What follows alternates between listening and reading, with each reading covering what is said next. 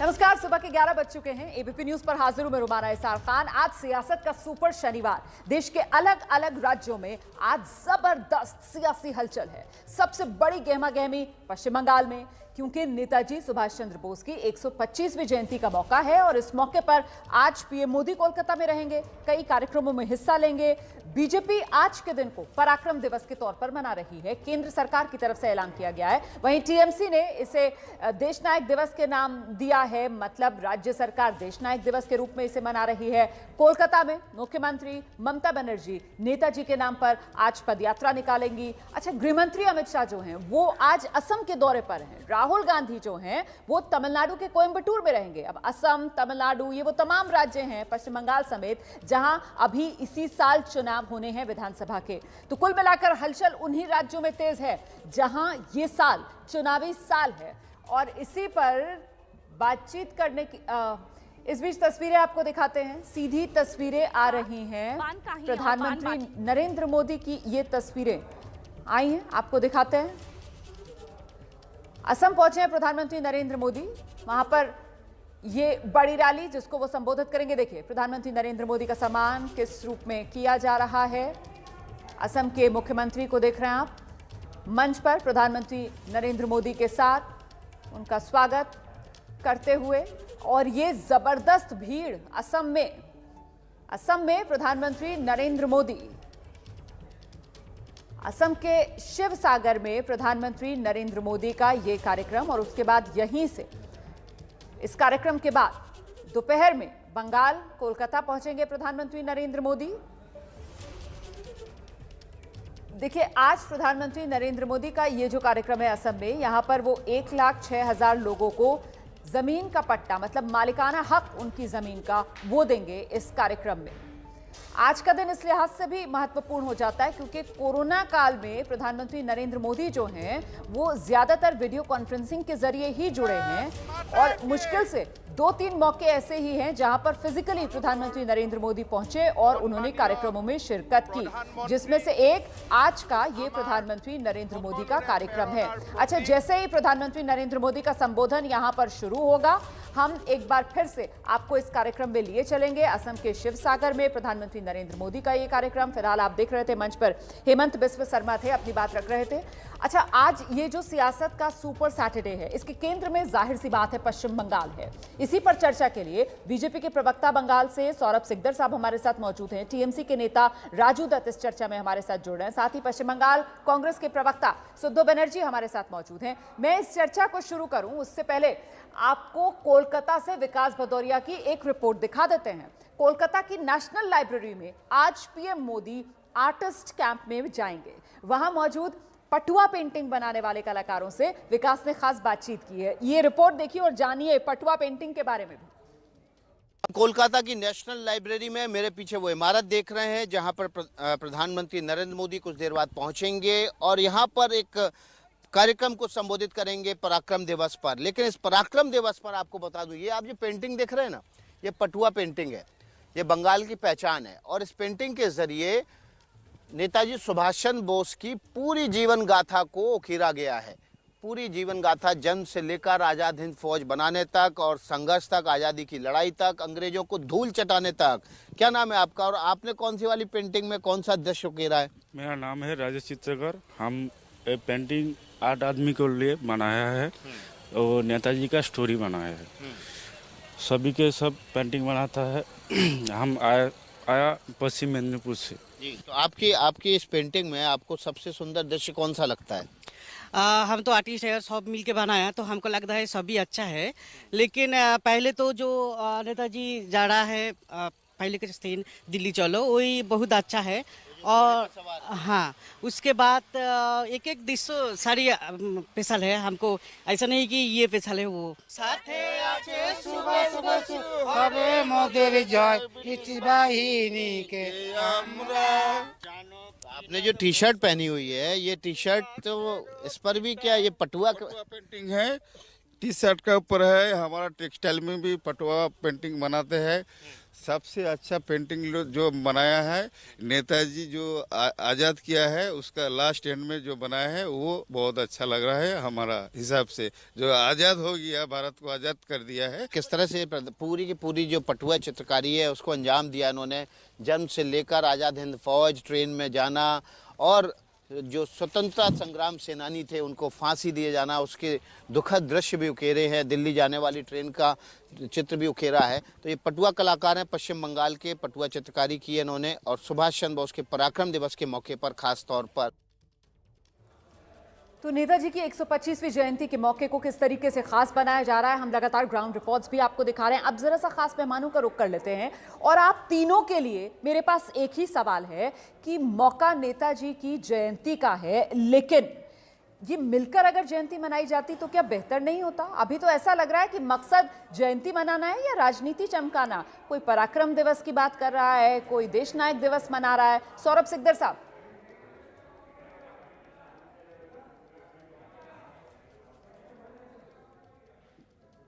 देखिए, पश्चिम बंगाल का जो मुख्यमंत्री है ममता बनर्जी, वो हर चीज में राजनीतिक फायदा लेने का कोशिश करती है और कभी भी वो केंद्र से मिल के तालमेल बना के कोई काम नहीं करते। इसके पहले भी देखा गया, जो नॉन पॉलिटिकल प्रोग्राम भी हुआ है उसमें मुख्यमंत्री नहीं जाते हैं। जो सारे देश के जब मुख्यमंत्री किसी भी प्रकल्प में एक साथ काम करते हैं तो बंगाल का भागीदारी वहां नहीं रहते हैं। तो इसके लिए जो भुगतना होता है वो तो बंगाल के लोगों को भुगतना होता है। आज नेताजी बंगाल का सेंटिमेंट है। अब नेताजी को जो सम्मान नरेंद्र मोदी जी ने दिया है, जो सम्मान बीजेपी गवर्नमेंट आके दिया है, वो तो इंडिपेंडेंस के बाद किसी ने उसका चिंता नहीं किया। एक बंगाली होने के नाते हम राजनीति को आज अगर दूर रख के हम बोलते हैं, हम एक बंगाल के रहने वाले और बंगाली होने के नाते हमें गर्व है कि हमारे नेताजी को लेके आज केंद्रीय सरकार इतना कुछ सोच रहे हैं और उसको इतना सम्मान दिया जा रहा है। तो इसमें मिलजुल के कर ही सकते थे। तो कोई प्रपोजल तो ममता जी के तरफ से गए नहीं, क्योंकि राज उनका मैं जवाब है, ले लेती तरफ से तो मैं जवाब ले लेती हूँ। राजू दत्त जी, नेताजी की जयंती के मौके पर भी अपनी ढपली अपना राग वाला हिसाब किताब क्यों है सर? राजू दत्त जी आइए।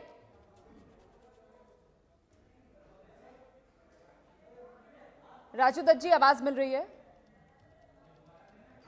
मुझे लगता नहीं है उन्हें आवाज मिल रही है। हम कांग्रेस के नेता का मिल रही है। ठीक है भाई, ये क्या तरीका है? आप लोग नेताजी की जयंती मना रहे हैं या फिर मकसद अपनी अपनी राजनीति चमका रहे हैं? क्योंकि केंद्र पराक्रम दिवस मना रहा है लेकिन राज्य सरकार जो है वो अपनी अलग ही लाइन पर आगे बढ़ रही है। ऐसा क्यों है सर? पहले तो नुमाना जी नमस्कार आपको, नमस्कार सारे पैनलिस्ट को। देखिए, बात यह है ना कि हम लोग जब नेताजी की बात करते हैं, हम लोग सिर्फ उनकी बात करते हैं एक स्वतंत्रता सेनानी और एक मिलिट्री कमांडेंट के हिसाब से, बट सिर्फ उनको मिलिट्री कमांडेंट के हिसाब से सीमित करना बहुत बड़ा अन्याय होगा। अगर आप आजाद हिंद फौज को देखें तो वहां पर हर धर्म, हर जात, हर जगह का लोग थे और वहां पर औरतें भी थे जो बहुत सीनियर पोजीशंस में थे। तो हमारे देश का जो संविधान है उस संविधान का प्रतीक है नेताजी। तो इसीलिए हम ये कहते हैं कि सिर्फ उनको मिलिट्री कमांडर के हिसाब से उनको छोटा ना करें, उनको देश नायक के तौर पे उनको मनाया जाए, क्योंकि इस देश की हर नौजवान को ये जानने का अधिकार है कि नेताजी इस देश के प्रतीक थे, इस देश के वो सपूत थे जो सिर्फ एक मिलिट्री कमांडर नहीं थे, जो देश के संविधान के प्रतीक थे और अपने बलिदान के लिए और मातृभूमि के लिए बलिदान के लिए हमेशा वो तैयार थे। तो इसीलिए हम उनको देश नायक के तौर पे सेलिब्रेट करना चाहते हैं, ना ही पराक्रम दिवस के तौर पे। मुझे लगता है कि हमें कांग्रेस का एक रिएक्शन लेना चाहिए। सिद्धू बनर्जी, आपने दोनों पक्षों को सुना, कुल मिलाकर आपको क्या लग रहा है सर? क्या नाम से, जयंती को नाम देकर नेताजी को बड़ा छोटा बनाया जा सकता है क्या? ये सिर्फ और सिर्फ अपनी राजनीति चमकाने के एक औजार के तौर पर सियासी खेल चल रहा है?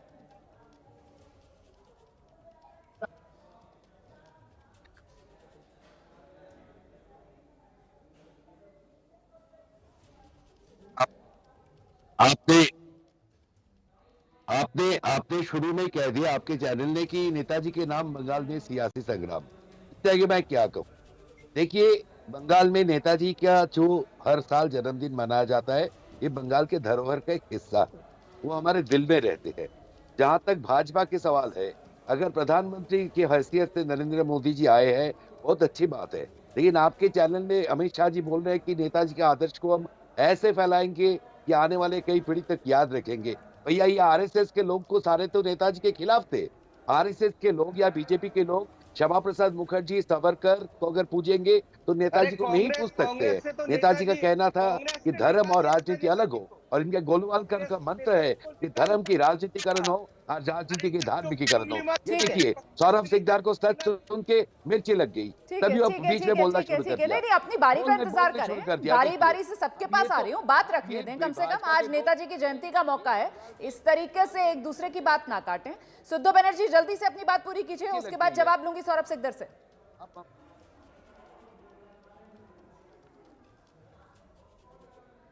अरे ये अनुशासित थोड़ी है, ये अनुशासित थोड़ी है।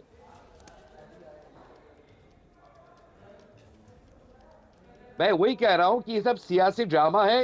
अगर 23 जनवरी को नेताजी के जन्म तिथि ना हो कि 23 जुलाई को होता तो नरेंद्र मोदी जी और अमित शाह यहाँ पे आते ही नहीं, और सौरभ भी इतने सारे पैसा खर्च करके वोट बटोरने के लिए बाहर नहीं आते, भीख मांग रहे हैं ये। ठीक है, मैं जवाब लूंगी आपके आरोपों पर, मैं जवाब लूंगी। और साथ ही आप भी बाद में ये जरूर बताइएगा कि कांग्रेस जो है वो कहां पर खुद को खड़ा महसूस करती है नेताजी की विचारधारा को लेकर, उनके उत्तराधिकारियों को लेकर। ये जो बंगाल में रेस चल रही है इस मामले में, फिलहाल आपको सीधे बंगाल लेकर चलते हैं। कोलकाता में तैयारियां जोरों पर, ये रंगारंग कार्यक्रम नेताजी की 125वीं जयंती के मौके पर। इस समय ऐसा लग रहा है कोलकाता की तस्वीरों को देखकर जैसे कोई उत्सव है, कोई पर्व है, और जगह जगह इस तरीके के आयोजन।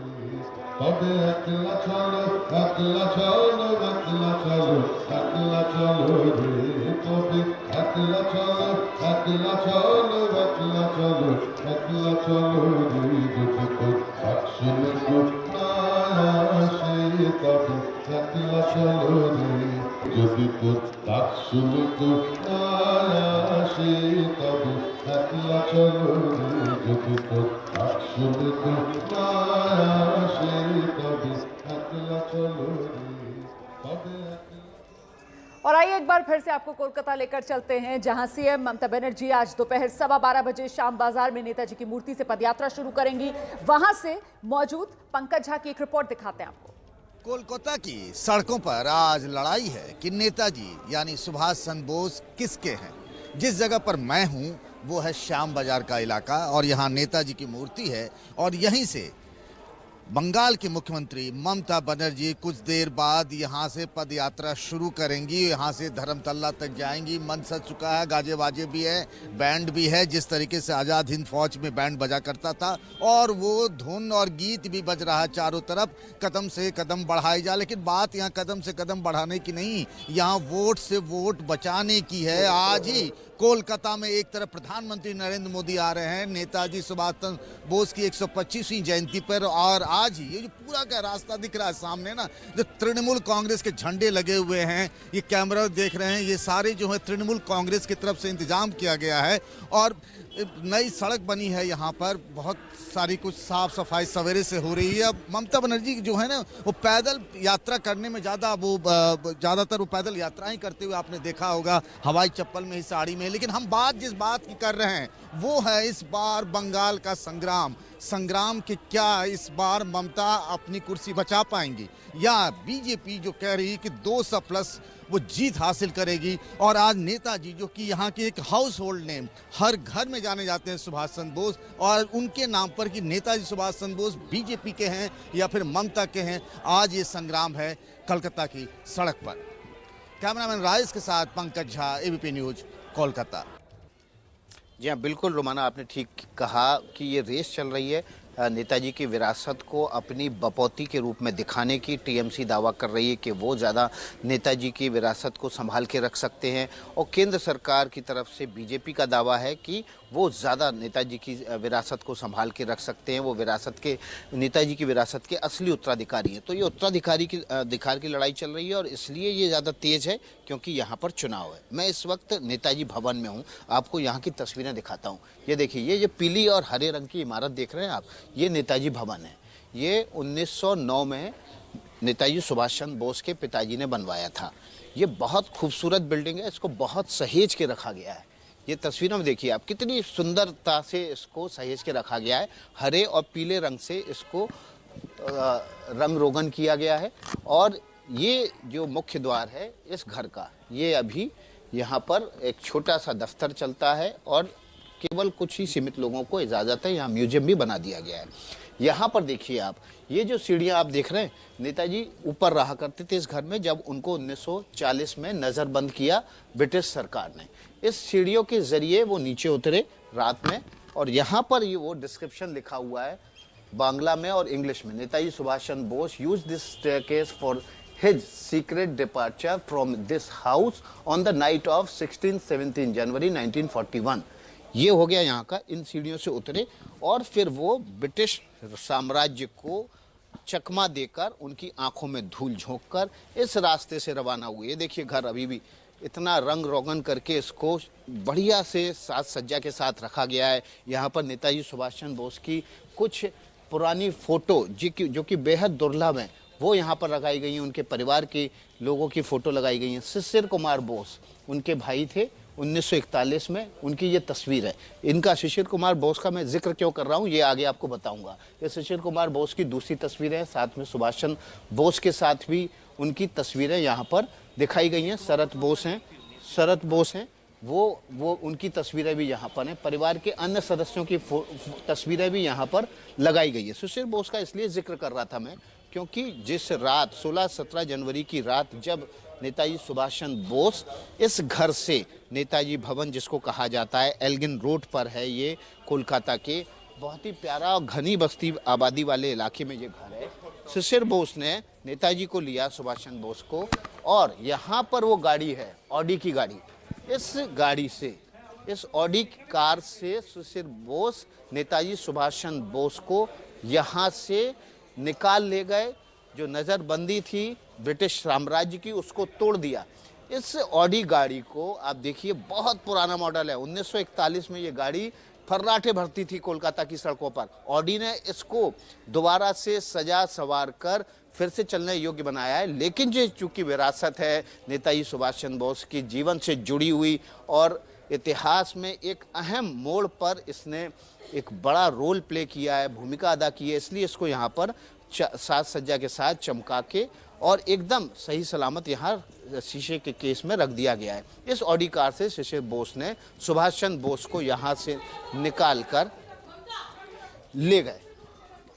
और ये देखिए ममता बनर्जी आ गई यहाँ पर। इस वक्त ममता बनर्जी, आप तस्वीरों में देखिए, ममता बनर्जी सीधे नेताजी भवन पहुँच चुकी हैं इस वक्त, और वे नेताजी भवन का दौरा करने जा रहे हैं। हम बात करने की कोशिश करेंगे ममता दीदी से। दीदी बोल रहे हैं अभी नहीं, लौट के आके बात करेंगे, उन्होंने बोला।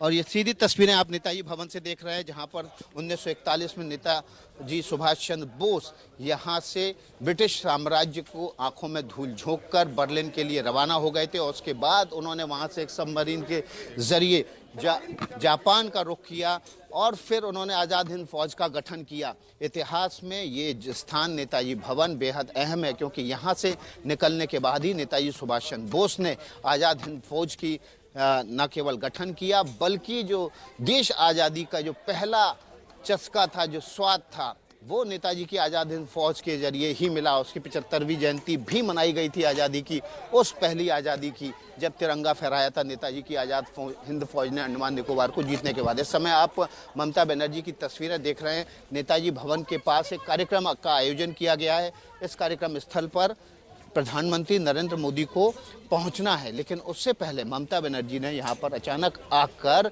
ये देखिए, जो विरासत की लड़ाई थी, जो कहा जा रहा है कि पराक्रम दिवस पर सब अपना पराक्रम दिखाने की कोशिश में जुटे हुए हैं, ये उसका नतीजा है कि यहाँ पर ममता बनर्जी अचानक पहुँच गई। एक कार्यक्रम का आयोजन यहाँ पर सौगतो बोस, जो कि ग्रैंड नेफ्यू हैं सुभाष चंद्र बोस के, उन्होंने किया है। वो कार्यक्रम यहाँ पर चल रहा था और ममता बनर्जी ने इसी कार्यक्रम में अचानक आकर, और ये देखिए, इस पराक्रम दिवस पर जो सियासी सरगर्मी है ना, उसको बढ़ा दिया है।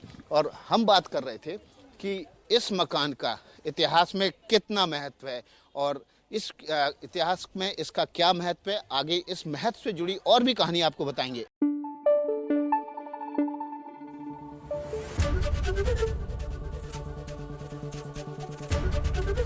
एबीपी न्यूज आपको रखे आगे।